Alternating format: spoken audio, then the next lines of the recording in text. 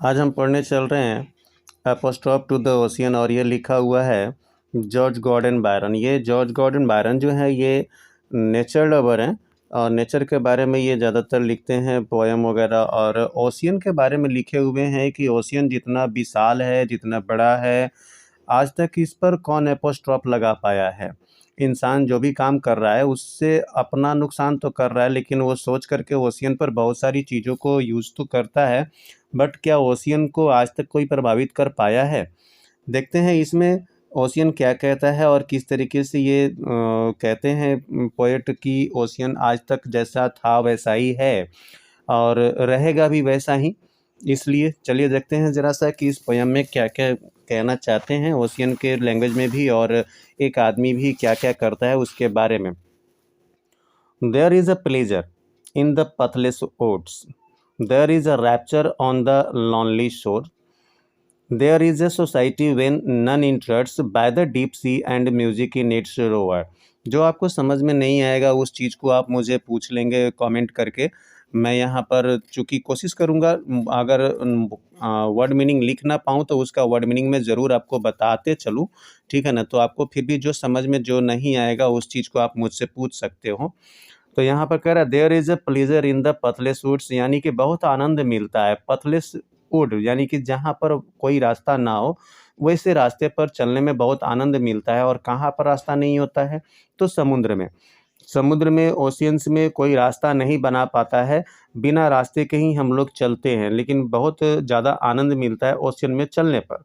There is a rapture on the lonely shore, जब आप समुद्र के किनारे जाएँगे तो बहुत ज़्यादा आपको वहाँ पर अकेलेपन में बहुत ज़्यादा आनंद मिलता है, बहुत ज़्यादा आपको शांति मिलती है। रैप्चर मीन्स यहाँ पर होता है extreme happiness. There is a society where none intrudes, ऐसा एक समाज, ऐसा एक जगह जहाँ पर कोई इंट्रड्स करने वाला यानी कि रोक-टोक करने वाला, बाधा पहुँचाने वाला नहीं होता है। यानी कि समुद्र में कोई भी, समुद्र देखो कितना बड़ा है, वहाँ पर जो भी जाते हैं वहाँ पर कोई किनारे पर भी तो कोई रोक-टोक करने वाला नहीं, बहुत ज़्यादा आनंद मिलता है। ये कहने का मतलब है कि नेचर लवर हैं और उनको ओशियन के किनारा, ओशियन में जाना ये सब जो है कि बहुत अच्छा लगता है, जिसको आज जो ह्यूमन बीइंग्स है वो ख़त्म किए जा रहा है। By the deep sea and music in its row or, समुद्र का जो, गहरे समुद्र का जो वेव होता है, उसकी जो गर्जना होती है, वो बहुत ज़्यादा अच्छा लगता है, बहुत ज़्यादा सुहाना लगता है। I love not man less the less but nature more, ये कहते हैं बायरन कि मैं आदमी को कम नहीं प्यार करता हूँ। ऐसा नहीं है कि मैं नेचर को मतलब कि कम प्यार करता हूँ या आदमी को कम प्यार करता हूँ, लेकिन आदमी से ज़्यादा मैं नेचर को प्यार करता हूँ। मैं आदमी को भी प्यार करता हूँ, लेकिन मैं नेचर को ज़्यादा प्यार करता हूँ। From these our interviews in which I steal from all I may be और have been before, कहते हैं कि और ये जो मेरा आमना-सामना हुआ है, इंटरव्यू जो हुआ है यानी कि आमना-सामना हुआ है, जिसमें कि मैं शुरू से जो था वही, मतलब कि पहले जो था वह आज भी हूँ, मुझे कोई ख़त्म नहीं कर पाया। व्हिच आई स्टील मतलब मुझे कोई चुरा नहीं पाया, मुझे कोई ख़त्म नहीं कर पाया। ये ओशियन का कहना है। To mingle with the universe and feel what I can never express yet cannot all conceal। कहने का मतलब ये ओशियन कहता है कि मैं जैसा था वैसा ही हूँ। मैं इतना अथाह हूँ कि मैं यूनिवर्स से मिला हूँ। आप जब समुद्र में जाओगे तो आपको दिखाई देगा कि एक तरफ समुद्र भी डाउन होते चला जाता है, जब दूर तरफ आप देखते हो, एकदम दूर देखते हो वहाँ पर, और वहाँ पर आसमान से कहीं न कहीं जा कर के मिल जाता है, कोई अंत नज़र नहीं आता है। तो इसलिए कहते हैं कि to mingle with the universe and feel what I can never express, मैं क्या है मेरे में, मैं छिपाता भी नहीं हूँ, कॉन्सील नहीं करता हूँ, छिपा नहीं सकता हूँ, और ना ही मैं अपने आप को बड़ाई करता हूँ, ना ही तो मैं एक्सप्रेस करता हूँ, दिखाता हूँ कि मेरे में क्या है, बट मैं अनंत हूँ, अथाह हूँ। Roll on through deep and dark blue ocean, roll the 10,000 fleets sweep over thee in vain, man marks the earth with ruin, his control stops with the shore. कहते हैं कि मेरे अंदर में बहुत तरह के, मेरे डार्क ब्लू ओशियन में जब अंदर में आप जाओगे तो बहुत तरह की चीज़ें मिलते हैं, बहुत सारी चीज़ें हैं। कहते हैं कि 10,000 fleets SVEEP over thee in when. आपने जो है ना 10,000 फ्लीट्स तक आपने सफ़र कर लिया, सब कुछ कर लिया, लेकिन वो सब बेकार गया। मेरे पर कोई भी मार्क नहीं कर पाया। आप धरती को अपने कंट्रोल में कर लिए, आप जो ज़मीन का भाग है उसको आप अपने कंट्रोल में कर लिए, आप अर्थ को कंट्रोल में करके बर्बाद कर दिए।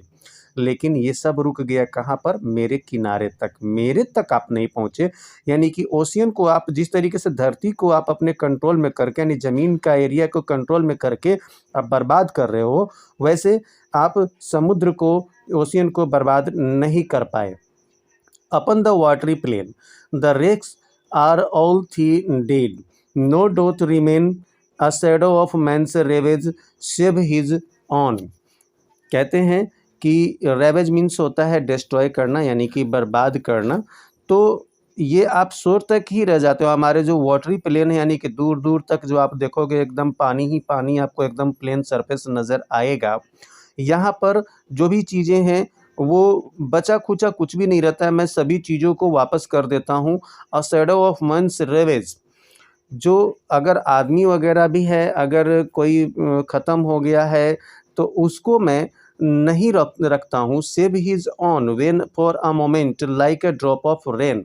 मैं हर किसी को, जैसे एक एक पानी की बूंद को लोग कीमत देते हैं और बचाने की कोशिश करते हैं, मैं उसी तरीके से हर चीज़ को बचाता हूँ, हर चीज़ को सेव करता हूँ। एक मिनट के लिए मैं किसी चीज़ को रखता नहीं अपने अंदर में, कोई रिमेन नहीं रहता है मेरे पास में, मैं सबको वापस किए देता हूँ। He sinks into thy depths with bubbling groan, without a grave, unnailed, uncoffined and unknown. समुद्र में क्या होता है, हम लोग, कोई आदमी अगर मर जाता है ज़मीन पर तो हम लोग उसे दफना देते हैं, ज़मीन में गाड़ देते हैं, लेकिन समुद्र ऐसा नहीं करता है। कहते हैं कि ही सिंक्स इनटू थाई डेप्थ्स, कोई भी जो होता है ना, जो कुछ करने की कोशिश करता है वो समुद्र के अंदर डूब जाता है। विथ बबलिंग ग्रोन, और डूबता है तो बबलिंग निकलता है। विदाउट अ ग्रेव, यानी कि बिना कब्र का, बिना किसी अनकॉफिन्ड का, यानी कि वो जो बिना कील वगैरह लगाए हुए जो कॉफिन, इट मीन्स बक्से जो होते हैं ना, वो जिसमें कि रख करके दफनाया जाता है, तो बिना उसके ही, बिना जान पहचान के, बिना जाने ही समुद्र के अंदर में डीप में वो चले जाते हैं। His steps are not upon thy paths, thy fields are not a spoil for him. तो dost arise and shake him from thee, the wild strength he wields.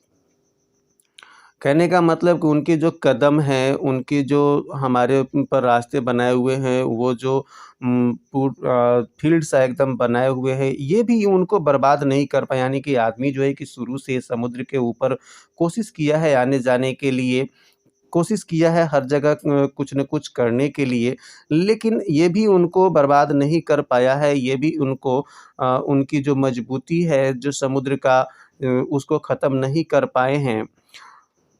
The wild strength the Wilde's, और उनकी जो ये काम है ना, वो actually में बहुत ज़्यादा ख़राब है। जो भी किया है इंसान, वो ठीक नहीं किया है। फॉर अर्थ डिस्ट्रक्शन तो डोस्ट all despise, spurning him from the bosom to the skies, and sendest him shivering in the playful spray, and bowling to his gods, where happily lies his petty hope in some near port or bay, and dashest him again to earth, there let him lay. कहते हैं कि कहाँ से मैं था, हाँ, अर्थ के destruction के लिए, अर्थ के डिस्ट्रक्शन के लिए कौन ज़्यादा मतलब जिम्मेदार होता है? तो जनरली आदमी ही जिम्मेदार है। कौन जिम्मेदार है? आदमी जिम्मेदार है। आदमी जो है ना, अर्थ को जो बर्बाद किया है, वो इसके लिए दुखी भी होते हैं, वो इसके लिए जितने भी हैं सभी कोशिश भी कर रहे हैं। कहता है कि spurning him from thy bosom to the skies, यानी कि इससे जो है आप अलग हो गए। बॉसम यानी कि आसमान से, स्केच से जो है कि आप अलग हो गए। And sends him shivering in thy playful spray, आप जो है कि कपा देने वाले, यानी कि बिल्कुल एकदम ऐसा आपने काम किया है जो कि आप उससे कपा देने वाला काम किए हो। आप जो है कि वैसा काम आपको नहीं करना चाहिए। और कहते हैं कि to his gods where happily lies, भगवान वगैरह जो है कि आपको एक चांस दिए हुए हैं। हैप्पली मीन्स यहाँ पर हो गया बाय चांस, आपके बुक में लिखा हुआ है। Lies his petty hope in some near port or bay and dashest him again to earth there let him lay. समुद्र में अगर कोई अगर डूब जाता है तो क्या होता है? क्या समुद्र अपने आप में रखता है? नहीं रखता है। उसे फिर से वापस जो है ना वो समुद्र के किनारे पर छोड़ देता है। वही कह रहा है कि his petty hope in some near port or bay, किसी पोर्ट और बे यानी कि खाड़ी में उसे फिर से आप देख सकते हो। कोई अगर डूब गया है तो उसे आप फिर से देख सकते हो। एंड डैसेस्ट हिम यानी कि उसे जो है कि डैश यानी धकेल करके अगेन टू द अर्थ के किनारे पर ला करके समुद्र दे देता है, उसे अपने में नहीं रखता है। The armament which thunder strike the walls of rock-built cities, bidding nations quake and monarch tremble in their capitals। कहते हैं कि जो हथियार वगैरह औजार, आर्मामेंट मीन्स होता है जो तोप गोले ये सब जो होते हैं ना, लड़ाई के साधन जो होते हैं, इससे कहता है कि दीवाल जो कि बना हुआ है शहरों का पत्थरों से, चट्टानों से जो बना हुआ है वो थर्राने लगता है।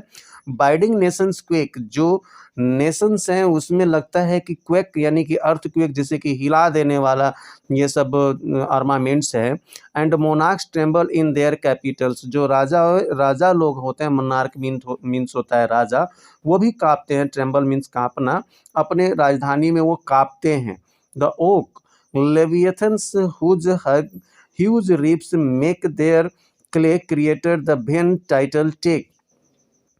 और कहते हैं कि जो चारों तरफ से बनाए हुए हैं क्ले का, जो ये क्रिएटर है, जो रचना करने वाले जो हैं, ये मिट्टी के जो बनाए हुए हैं जो चीज़ें, ये सारा का सारा जो है कि बेकार हो जाता है।